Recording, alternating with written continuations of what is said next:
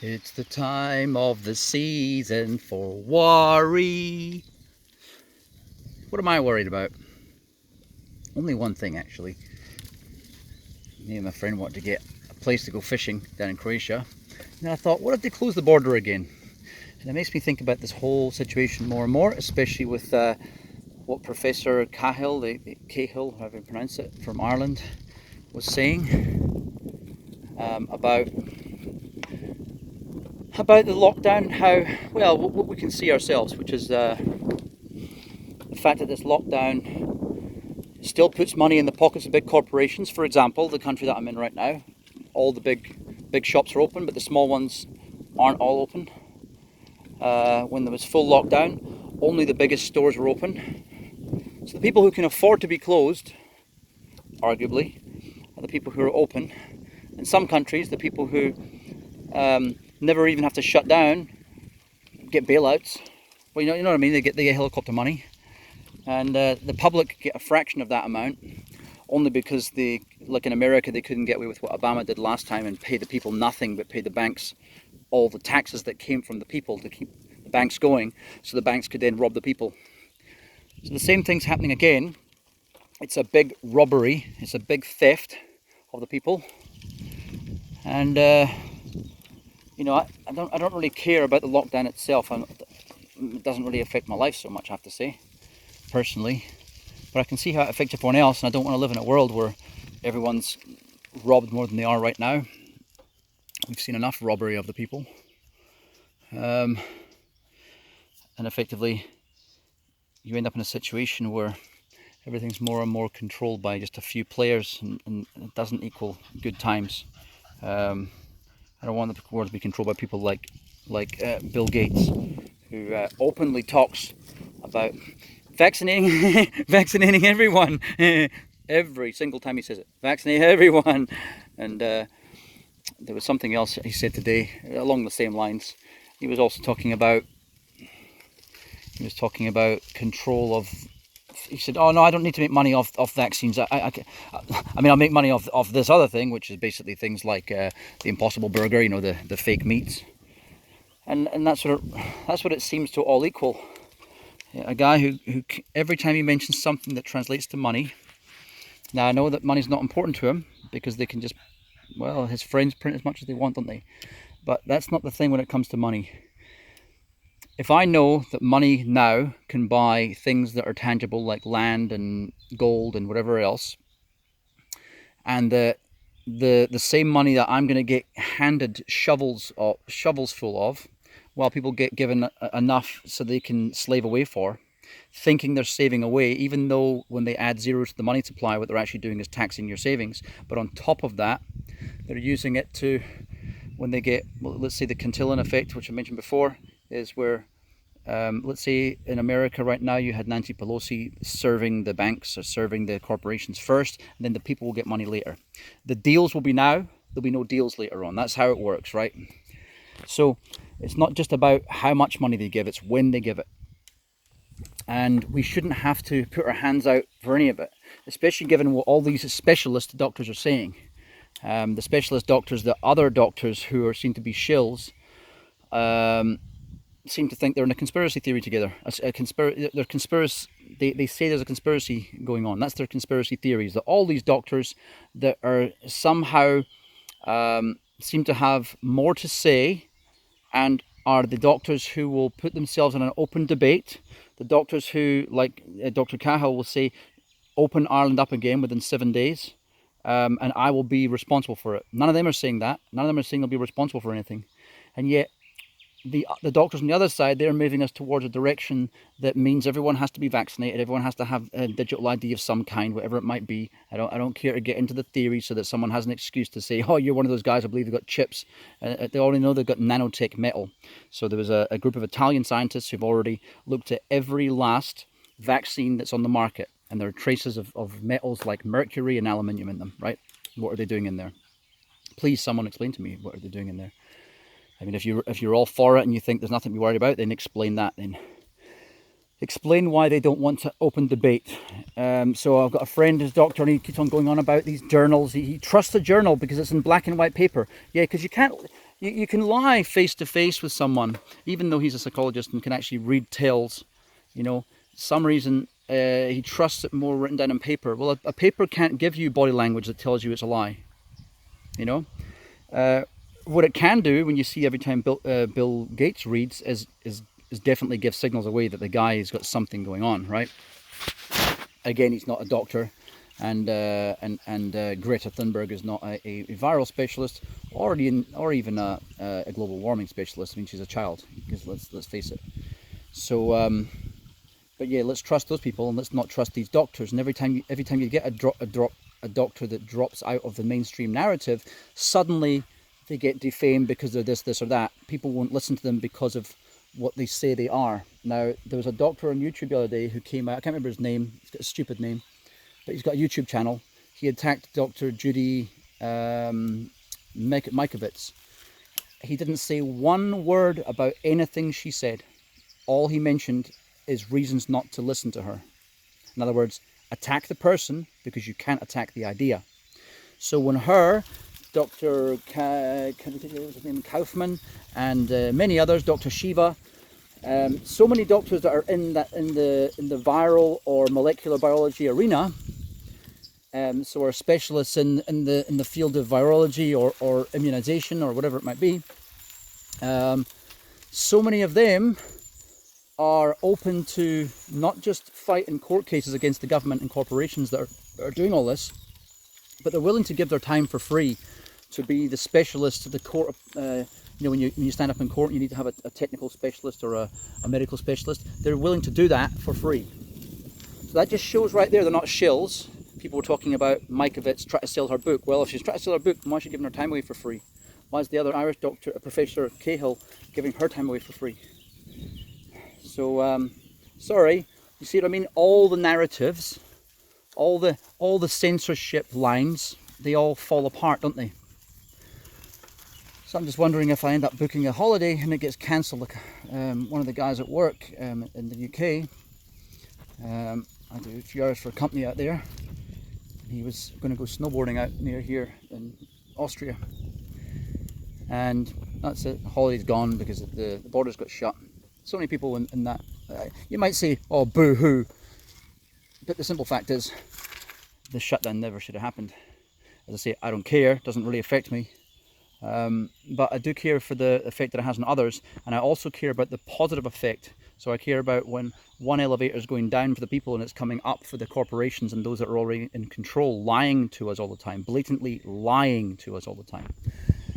When you have a situation where every video that is by a specialist, a renowned specialist on YouTube, as soon as it attacks the narrative, it gets deplatformed. The person gets deplatformed or the video gets chucked off. Why? You know, apparently it's to stop fake news. Well, your news is proven to be fake again, time and again. The WHO has been wrong time and again. Its stuff doesn't get thrown off, yet these specialist doctors, their material gets put off the platform. So it just shows you there. I mean, look, some idiot moron tried to mention Occam's razor today. I'm glad that he had so many dislikes. He had like 200% more dislikes than likes, but he was trying to stick up for Bill Gates. And you get this.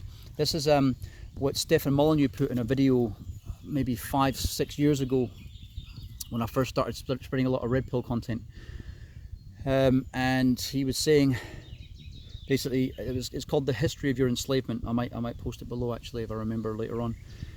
And he talks about how the cattle, the real bottom feeder cattle, the ones who really have their head in the sand, how they're the ones who, when the time comes for the government to battle against the people, they're the ones, the masses, that will stick up for the government.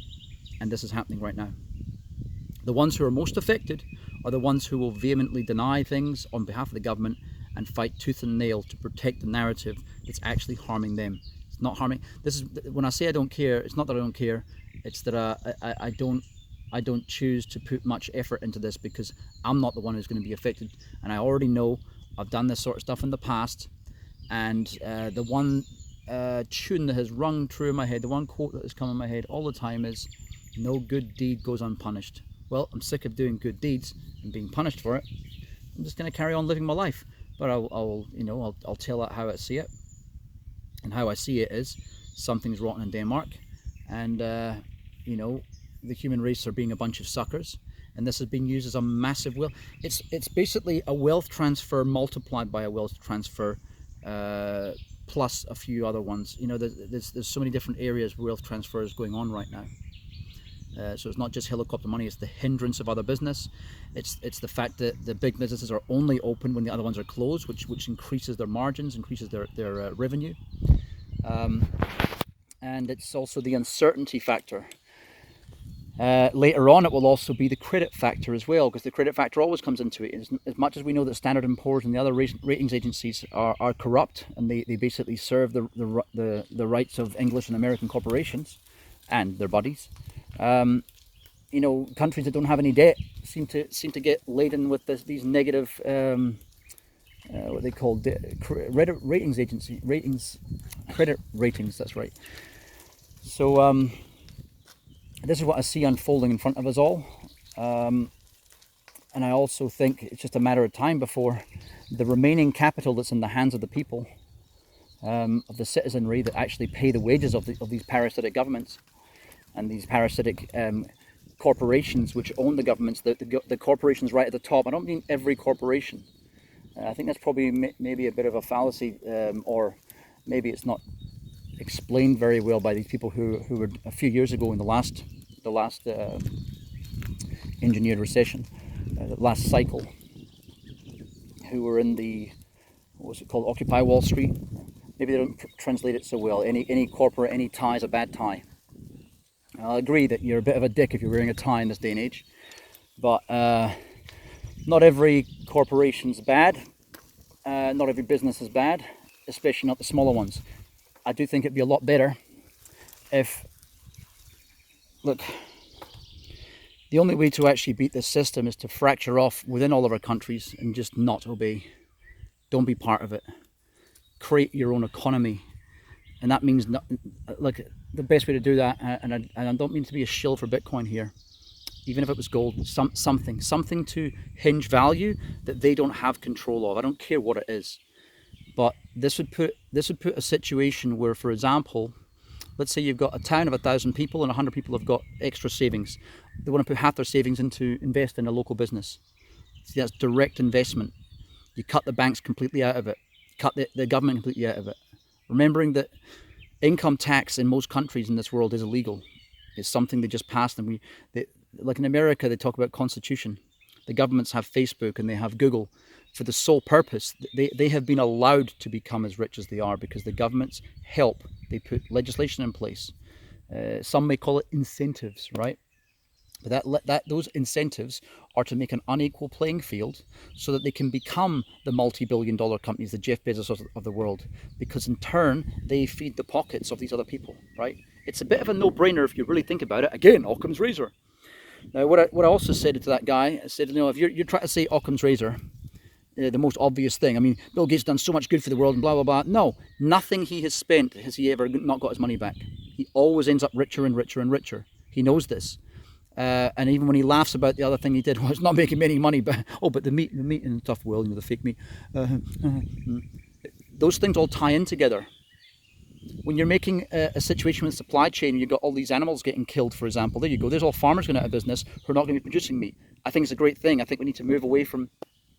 I don't not eat meat. I've struggled to become a vegetarian, so I've just decided that okay, it's not for me. But what I have done is I don't have meat twice as the maximum I'll have meat in a week. I don't pig out on it anymore, and I think that's where the health effects are coming in. Why we also need these assholes to pay us things, medicines that help from all the manufactured diseases and conditions that human beings have nowadays.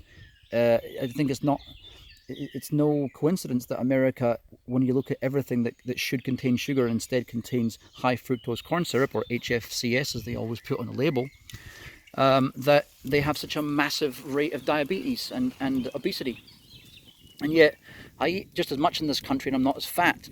When I'm in Asia, I eat even more, and I'm even more trim. So there's something about our diets that's been designed this way. Oh, you could say, oh, you're just being a conspiracy theorist, not designed that way. Okay, it's not designed that way. It just happens to be that way, but we're not fixing the problem that we can see is right in front of us. We're not having a drive to actually say, where's some better foods? I remember a lot of times in America, I'm looking for something decent. The only thing I could find often was the Vietnamese pho. That's why I love pho so much, P-H-O. Yeah, so I mean, you really are trapped sometimes for decent food. London's got good food, of course. You've got such a choice in London, but it's not cheap. Although food from the supermarket's cheap, but people are kind of brainwashed by marketing into buying sugary shit, and that's why the obesity rate's so high, and also the delinquency rate, because when you eat shit food, it doesn't serve your brain very well. So, to me, when I say Occam's razor, I would say, well, yeah, the most obvious thing is the guy can't stop sniggering every time he mentions immunization. He mentions money. Money always comes back into his hands no matter what he does, but that's obviously, that's a phenomenon that we already know about. Money follows money. And when you have money, it's easy to make more of it. And actually, when you have money, people don't want to let you spend it. They just give you stuff for free. All the Hollywood movie stars are a prime example of this. So we already know that the game's rigged, right? And globalism helped this because, see, if you had localism, you couldn't get to the stage where someone's a global star. With the music situation, as much as you might like music, the reason why I don't pay for music anymore, haven't done for years. I think the last last vinyls that I bought were, I don't mind buying vinyls so much though. That's a small production house, that's a small label, whatever it might be, right? Or even just in the case of a friend of mine in Australia, he went by the name Mr. Bishy and Chili Freaks, Steve Hill. I know quite a few guys in that industry who either with small labels like Nucleus, a friend Alex was the promo manager for them, or they just, like Steve did, pressed his own records and went under 7 different labels so people could play. They wouldn't even know they're playing 3 of his tunes in a row because it's under 3 different labels. But what I'm saying is, I don't mind putting money towards that. But even then, in the larger scheme of things, I stay away from paying for music and movies. I stream on Putlockers. I'll go on SoundCloud, because the reality is there's a lot of talent out there that gets undiscovered because everyone's paying too much attention to a few players. You know, when you really look into it in this world, there are far more people that are fantastic artists in multiple ways, whether it be painting or music, than you'd think. And it's the same as people who are fantastic at IT and everything. You know, of course, we're more common, so they have an excuse to pay us less, but they're not actually more common. They just make to appear more common. So if you took the best IT guys and said, right, everyone else is shit, and the top guys are getting paid $1.5 million a year, well, you start to understand that industry one is more difficult, takes more brain power, takes more effort. You're burning more energy when you're thinking about that stuff. So why shouldn't everyone be making this kind of money? That's because the game's rigged. Simple as that. So what would be better to see was, as I said to my friend the other day, and I think he understood straight away, the reason why I don't pay for this music, both of us were DJs in the past, the reason why I don't pay for music is because the way I see it is musicians should be making money from live shows. That's what, same as an actor. You get paid for what you're doing on stage. I've always been against it. One of my top examples was Tom Cruise when it came to the movie industry. How many of his movies, Jack Reacher, my ex-wife, she was miserable because she read all those books about the Jack Reacher series, right? And then she was like, "Oh, you wouldn't believe who they've cast in this movie." I'm like, "What?" The midget. I'm like, "Who are you talking about?" She says, "Oh, Tom Cruise."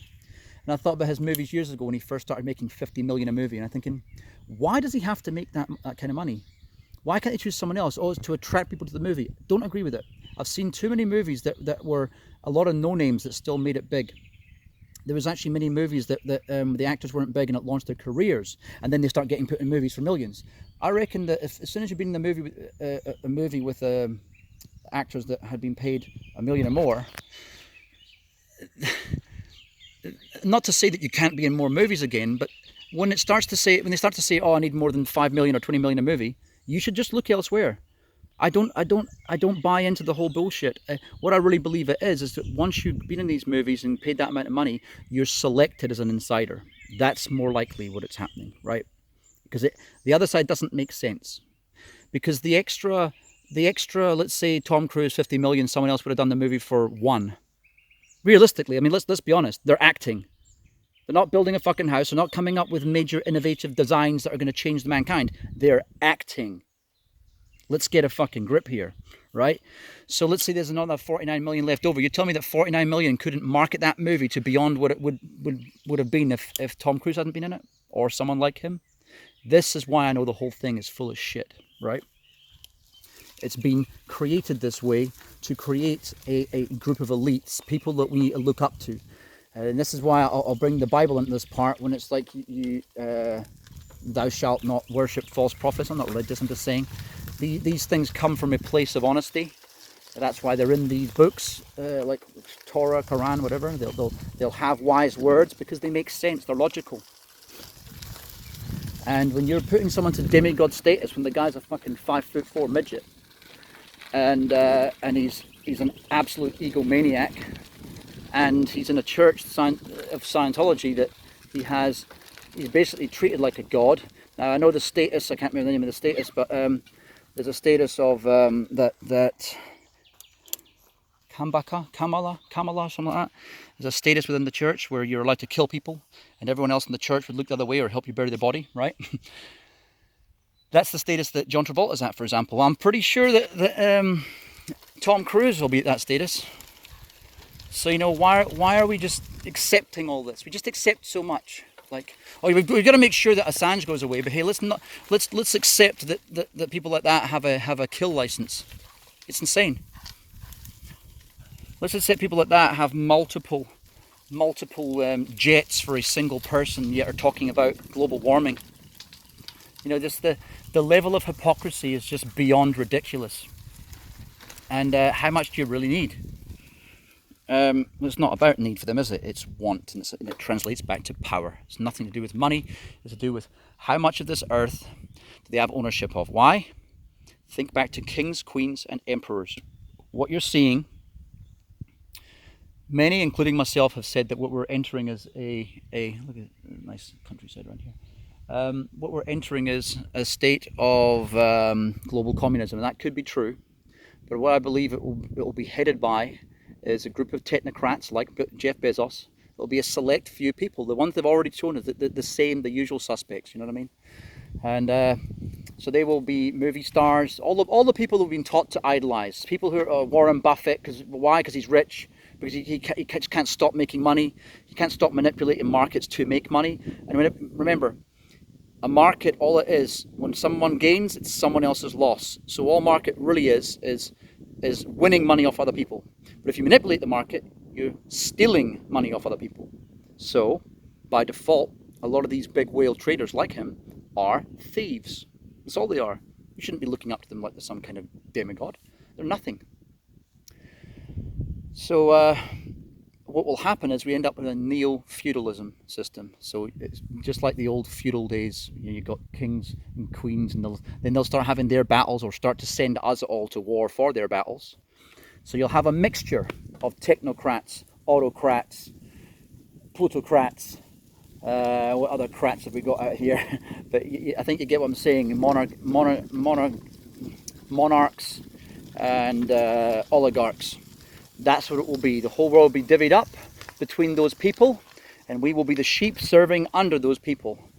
And then they will then proceed to continue to serve the depopulation agenda of Agenda 21 or Agenda 2030 as it's now called. I mean, this is not conspiracy theory, this is just fact. I think the best way we can handle this is social responsibility. We need to start having less kids overall until we can leave the planet. Just until that point. Fine, have as many kids you want later on. Let's get a handle on where we are right now. Let's clean the planet up. Let's purge all these people at the top because they have created all this suffering and evil and death and turbulence, turmoil between others. It's all been engineered by them. They're the ones who need to go to jail, whatever it is, however you want to cope with it, and whatever country you're in. But these are the true criminals. The white collar criminals have always got away with things. In the 2008 situation, we had people who had cost billions, didn't go to jail, didn't face anything. You had hundreds of people who were the victims of those people who committed suicide, committed robberies, all sorts of stuff just to get on top again because of the way the system was rigged against them. And yet no accountability whatsoever. It seems to be that the more money you have, the least accountability you have. the more and I've noticed in my own life, the more senior that I became when I was in the business world, the more senior that I became when I got to director level, and I got to C level positions, I did notice that there was I could charge expenses like it was insane, and it was disgusting. So I don't feel happy about it. It was cool at the time because I was young and stupid, but I think about it now and I think it's actually disgusting. I remember being in an elevator when I was only 23. How am I? No, I was younger than that. In New Zealand, and hearing everyone boasting about, oh, the boss is going to pay for this bottle of wine. I'm just thinking, fuck, we just had a massage parlor paid for and everything. You know what I mean? It was a different level, and then of course as I got older, it just got kind of worse.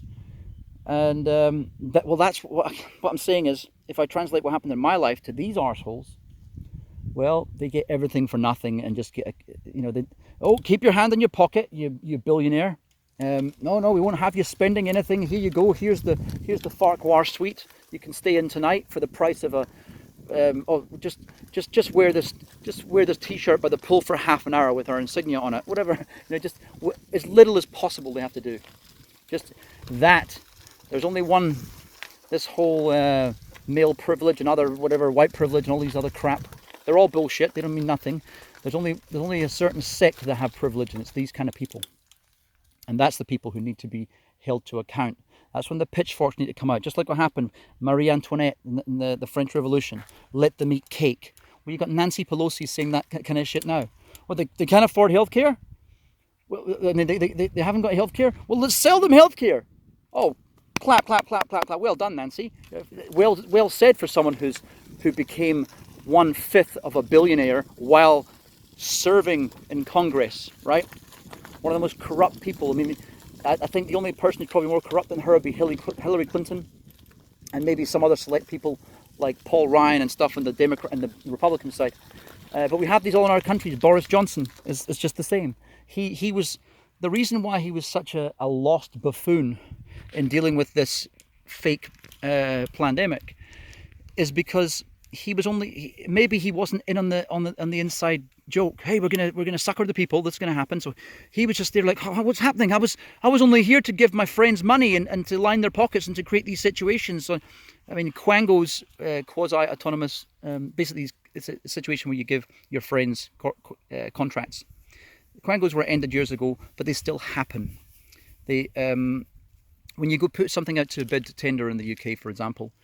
In my experience, I've done a few bids, written a few tenders in my time, and a lot of times you get told, "Oh, you can't take these companies," but they do a much better job. Like Blackbox, my friend's company, they do a much better job though. That you're talking, everyone in there is like high-end specialists, but these other companies are just filled with morons. You have maybe a handful of specialists, and the rest they'll bring them along when they're trying to close the deal. And then after the deal's closed, they'll bring along a couple of morons who don't know what they're doing, and the IT infrastructure crumbles. But they're the ones you have to give. So you put the tender out to 5 different companies like Northgate or Circle, just all the big players, Capita. These companies will just end up destroying your infrastructure, taking 3 times the amount of money for the bid, but they're all in the higher echelon of the price tag, so you end up paying the cheapest one, because that's how it works. Oh, there, see, it wasn't corrupt at all. Yeah, it was, because you discounted all those other smaller businesses. And that's what I'm seeing all through every. Take the liquidation, right? We had the in New Zealand we had an exchange called Cryptopia that went tits up, right? Got hacked. I think it's KPMG handling it. Now, why not a smaller company? KPMG have taken now the better part of a year to do absolutely nothing but write 3 emails, maybe 2 emails actually.